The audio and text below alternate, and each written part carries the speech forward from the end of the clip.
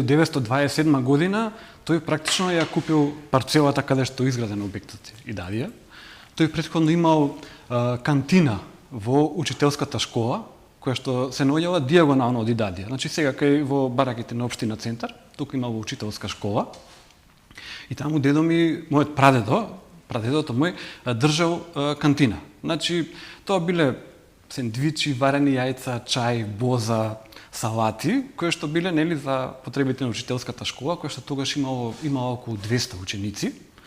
И со тек на време со печалбата практично ја го купил просторот на кој што е изградена Идадија и почнал објектот да го гради така крајот на 1927 и го заврши во 1928 година. Значи тоа е завршен некаде пролет 1928 година.